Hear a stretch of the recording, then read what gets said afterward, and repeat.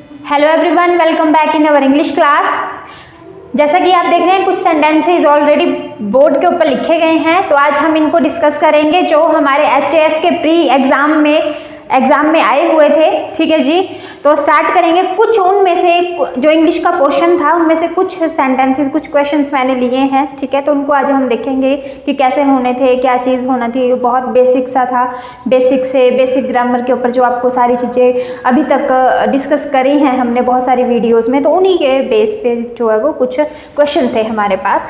तो let's do it. देखिए, जैसे फर्स्ट एक क्वेश्चन था, nobody can blank the weather accurately. ठीक है, तो इसमें जो फर्स्ट ऑप्शन थी फोरकास्ट, मतलब इसमें जो करेक्ट जो आना था वो फोरकास्ट आना था, लेकिन हमने कौन सी फॉर्म आनी थी, कौन सा उसमें स्पेलिंग, जो राइट स्पेलिंग रहेगी फोरकास्ट की वो कौन सी रहेगी।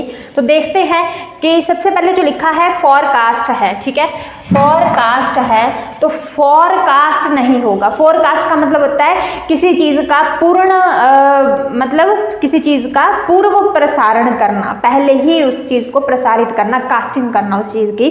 तो FORE, फोर मतलब पहले और कास्टिंग मतलब प्रसारण, तो उसका होना था फोरकास्ट। ठीक है, तो ये वाला कास्ट नहीं होगा और यहाँ पे ये वाला फॉर नहीं होगा। दैट मीन्स कि ये वाली दोनों ही ऑप्शन हमारी कैंसिल होती है। फिर उसके बाद है फोरकास्टेड। अब फोरकास्टेड नहीं होगा, सेकंड फॉर्म नहीं होगी, यहाँ पे सेकंड या थर्ड फॉर्म नहीं होगी। तो जो राइट ऑप्शन थी वो थी हमारी सी, मतलब forecast. FORE, fore and cast. ठीक है जी, तो फोरकास्ट इसमें फिल होना था।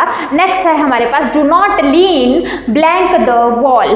Do not lean blank the wall. अब फर्स्ट ऑप्शन है फॉर, ये प्रेपोजिशन है और इसमें प्रेपोजिशन में जो ऑप्शंस हमारे पास दी गई हैं, फॉर है, अगेंस्ट, बाय और एट है। ठीक है जी, तो इसमें जो होनी थी, अब देखिए कि डू नॉट लीन होता है किसी चीज़ के सहारा लेना। ठीक है, तो लीन के साथ जो लगती है प्रेपोजिशन वो अगेंस्ट लगती है, do not lean against the wall. ठीक है, तो अगेंस्ट होना था इसमें। नेक्स्ट है this is the blank pasta I have ever eaten. ठीक है, तो मतलब कि पास्ता, अब देखिए इसमें क्या आएगा। अब आप देख सकते हैं कि यहाँ पे द आर्टिकल का यूज़ हुआ है और आपको पता है कि जो द आर्टिकल है वो हमारी सुपरलेटिव डिग्री के साथ लगाया जाता है। लेकिन अब सुपरलेटिव डिग्री ये भी है, ये भी है, ये भी है, लेकिन अब इसको हम देखेंगे कि इसमें सुपरलेटिव डिग्री तो है लेकिन यहाँ पे मतलब एक्स्ट्रा है। एक्स्ट्रा कैसे है, मोस्ट भी लगा हुआ है और यहाँ पे EST भी लगा है। दैट मीन्स ये वाली तो नहीं होगी। और यहाँ पे कंपैरेटिव है, कंपैरेटिव का मोर लगा है और यहाँ पे EST सुपरलेटिव का है। दैट मीन्स ये भी नहीं होगी। और प्रूव्ड टेस्टी नहीं होगा, ये सेकंड फॉर्म है, ये चीज़ भी नहीं होगी। तो कौन सी बची हमारे पास, टेस्टीएस्ट। ठीक है जी, तो ये वाली ऑप्शन यहाँ पे होनी थी।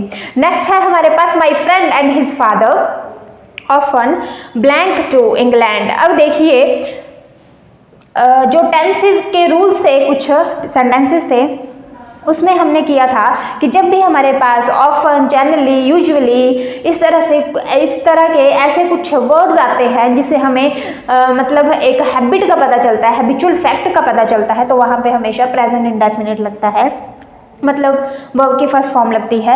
ठीक है, लेकिन अब माई फ्रेंड भी थर्ड पर्सन है, ये भी थर्ड पर्सन है, तो अगर यहाँ, लेकिन ये जुड़े हैं एंड कंजंक्शन के साथ। ठीक है जी, तो यहाँ पे जो अब वर्ब लगेगी वो थर्ड पर्सन सिंगुलर की नहीं लगेगी, मतलब गोज नहीं लगेगी, यहाँ पे होगा गो।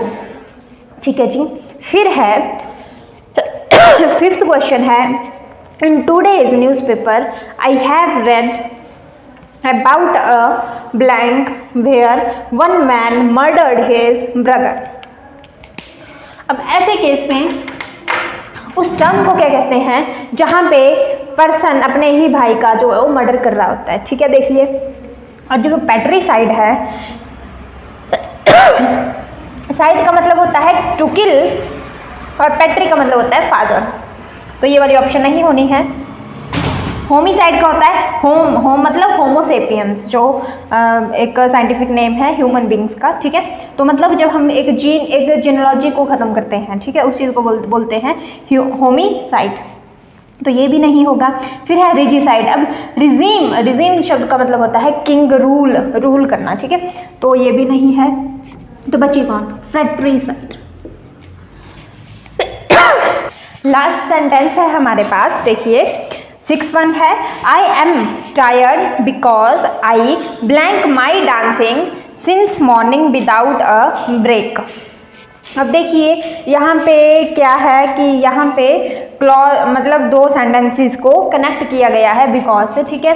लेकिन यहाँ पे हमने क्या करना है, हमारे पास 4 ऑप्शंस हैं, have been practising, am practising, am practising, ठीक है, या हैव बीन प्रैक्टिसिंग। अब देखिए एक ही चीज़ है प्रैक्टिस करना, ठीक है। लेकिन अब यहाँ पे जो रहेगी, सबसे पहले हमने कैसे देखना है कि यहाँ पे सिंस लगा है, ठीक है, सिंस और फॉर का यूज़ हुआ है, सिंस प्रेपोजिशन का यूज़ हुआ है। दैट मीन्स कि हमें कौन सा टेंस चाहिए, हमें परफेक्ट कॉन्टिन्यूअस चाहिए। तो परफेक्ट कॉन्टिन्यूअस एक हमारे पास ये चीज़ हुई और परफेक्ट कॉन्टिन्यूअस हमारे पास ये वाला हुआ, ठीक है। तो इसका मतलब कि ये वाली ऑप्शन तो हमारी पहले ही चली गई, ठीक है। अब फिर जो हमारे पास बचा है बीन प्रैक्टिसिंग और हैव बीन प्रैक्टिसिंग या प्रैक्टिसिंग, ठीक है। तो अब इसमें देखिए, अब जो हमारे पास कन्फ्लिक्ट रहता है वो इसके ऊपर रहता है कि यहाँ पे एस है और यहाँ पे सी है, ठीक है। अब यहाँ पे जो बात नोट करने की है वो ये चीज़ है कि जो वर्ड है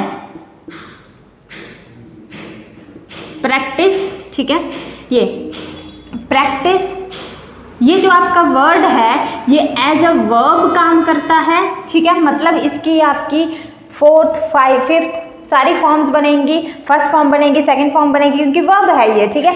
PRACTISE ये आपकी एज अ वर्ब, ये क्रिया का काम करती है, वर्ब का एक्शन वर्ड का काम करती है। और जो दूसरा वर्ड है हमारे पास प्रैक्टिस, ये आपकी नाउन का काम करती है, ठीक है। ये एक नाम है प्रयास, ठीक है, ये एक नाम है, ठीक है। तो अब ये नाम है तो इसका मतलब कोई भी इसकी फॉर्म नहीं बनेगी, ना इंग फॉर्म बनेगी, ना फर्स्ट ईडी करके बनेगा, कुछ भी नहीं बनेगा। तो मतलब हमारे पास प्रैक्टिसिंग, प्रैक्टिसिंग ना कि ये वाली होगी। तो मतलब कि ये भी ऑप्शन गई तो हमारे पास बची, तो इस तरह से ये चीज़ होगी। तो बहुत इजी है, जैसा कि आपने देखा कि बहुत ही इजी क्वेश्चंस थे, ठीक है। अब इस चीज़ को देखिएगा, इसके ऊपर कुछ और भी एग्जाम्पल्स रहते हैं हमारे, इसी के ऊपर कुछ और हमारे जो सेंटेंसेस रहते हैं, रूल्स रहते हैं, उस चीज़ को प्रैक्टिस करिएगा। मिलते हैं नेक्स्ट वीडियो में, till then revise this. Thank you very much.